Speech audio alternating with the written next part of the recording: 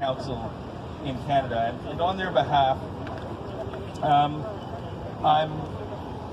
very proud to be here today to remind you that we, the 4.5 million Canadians of Central and Eastern European heritage, we stand with you today, and we call on the Lukashenko regime to step aside after a quarter century in power, and to finally give all Belarusians the opportunity to grow and prosper in a democratic society free of repression, corruption, and fear. Woo!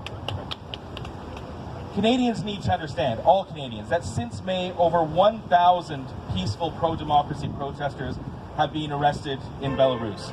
Dozens of journalists and bloggers have been detained, just as in 2010, when Alexander Lukashenko violently lashed out at his people, so too have opposition leaders being detained and barred from participating in this election. While the outcome of tomorrow's election is, like those in Russia and other totalitarian nations, predetermined, the people of Belarus have spoken very clearly over the past several months.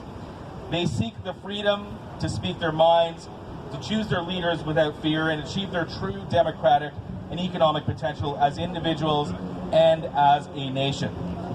Alexander Lukashenko is determined to make sure this does not happen, as is his friend Vladimir Putin.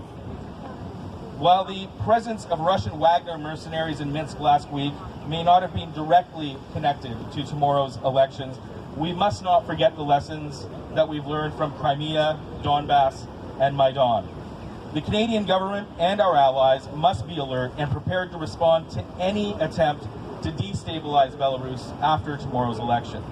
Furthermore, the Central and Eastern European Council in Canada calls on the Canadian government to first call out and hold the Lukashenko government to account for its mass repression of protesters, opposition leaders, and media.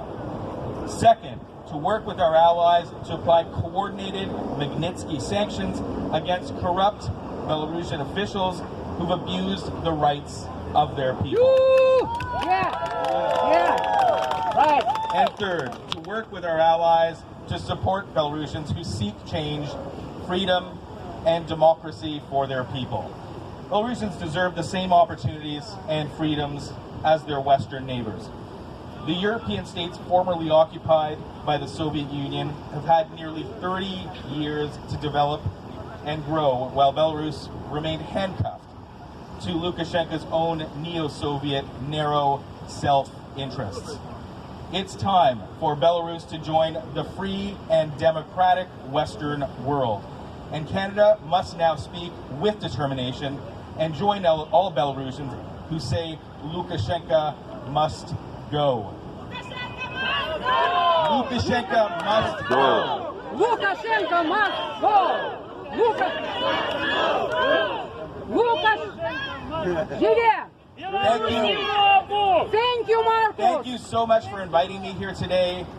And we, as I said, the Central and Eastern European Council, all 4.5 million Canadians of Central and Eastern European heritage, we stand with you today for a free and democratic Belarus. Thank you.